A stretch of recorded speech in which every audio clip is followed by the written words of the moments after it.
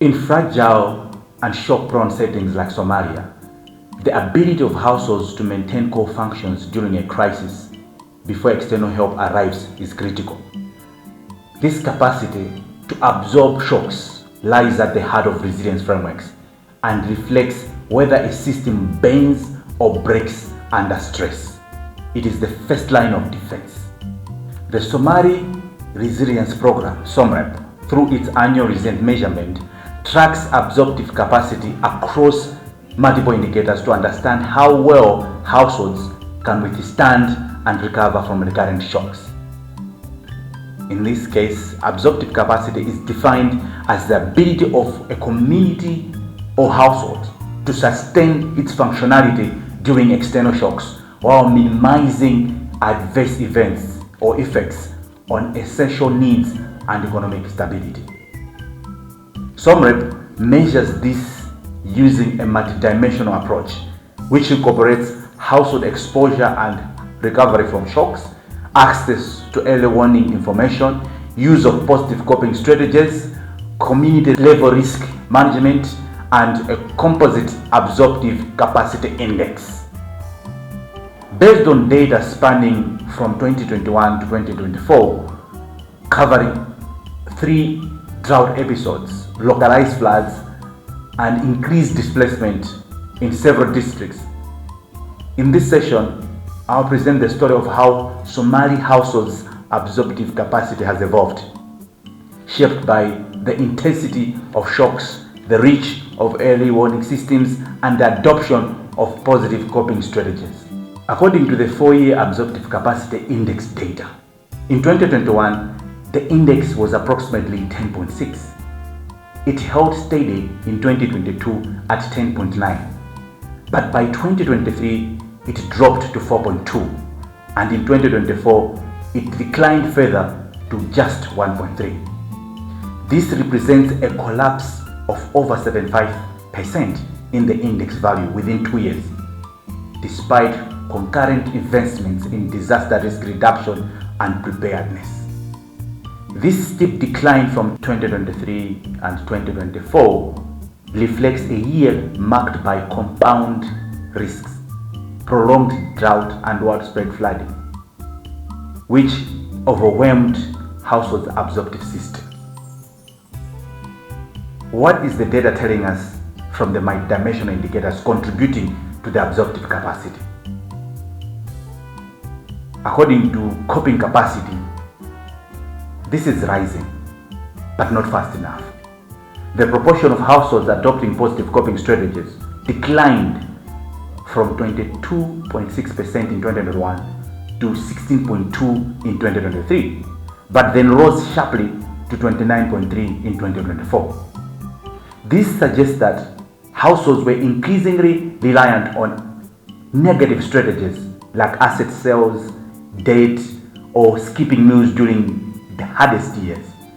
But in 2024, most constructive responses, such as drawing on savings, relying on social support, and adjusting consumption patterns, began to resurface. However, the recovery in coping behavior was not sufficient to reverse the decline in absorptive index, indicating that coping strategies alone do not fully shield households when the scale of shocks outpaces available resources or reserves.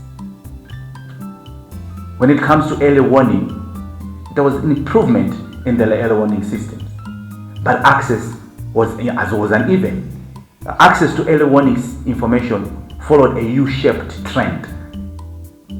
Roughly 60% of households had access to information in 2021. That fell to about 35% by 2023. But by 2024, early warning information access climbed or improved back to 65%. Yet, the disaggregated data from 2024 shows that male-headed households had 70.8% access, while female-headed households only 57.2% had access. So this 13-point gender gap points to systemic barriers in information dissemination and reinforces the need to tailor communication channels to ensure equitable preparedness. When it comes to shock exposure, the data is showing that shock exposure has not declined despite improvements in recovery. So from 2021 to 2024, shock exposure remained constant at 33%, meaning 1/3 of households experienced a significant shock each year. But recovery rates improved dramatically from 61.7% in 2021 to 89.7% in 2024. Now, this suggests that while exposure to shocks has not decreased, households are finding ways to bounce back more quickly, likely due to the cumulative effects of resilience programming, diversified income streams, and improved market functioning.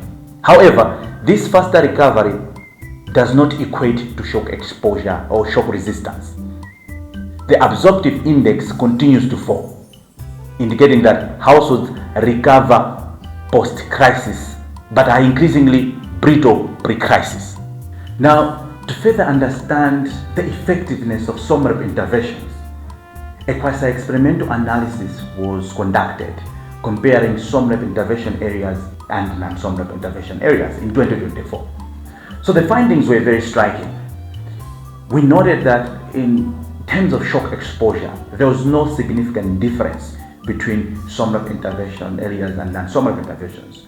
But in terms of shock recovery, we noted a huge difference where the data reveals that 15.9 point difference in terms of SomReP locations versus non-SomReP locations. Similarly, in terms of early warning information access, there was a 19.1 point difference between SomReP locations and non-SomReP locations, with SomReP locations having more access than non-SomReP locations.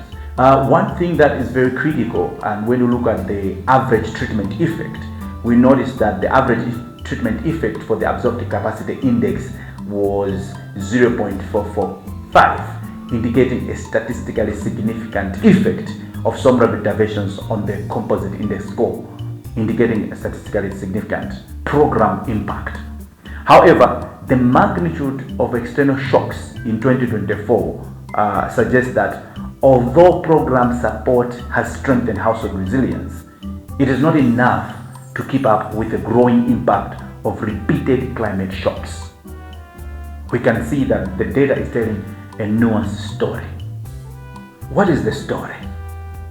So the absorptive capacity is deteriorating at the macro level, but households in supported areas in SomReP locations are recovering faster, adopting better coping strategies, and accessing more information than their counterparts. The paradox of high recovery and low absorptive capacity reflects shock severity outspacing resilience gains, a warning sign for resilience programming. While gender disparities in early warning information access need to be addressed to ensure equitable preparedness, particularly among female-headed households who often face disproportionate risk. The 2024 annual resilience measurement findings highlight a critical reflection point. Resilience systems are bending, but at the risk of breaking, unless current gains are consolidated and scaled. Programming must go beyond enabling coping and recovery to invest in structural systems capacities that reduce exposure and protect core assets before the shock hits. Absorptive capacity is not just about bouncing back. It is about not falling so hard in the first place.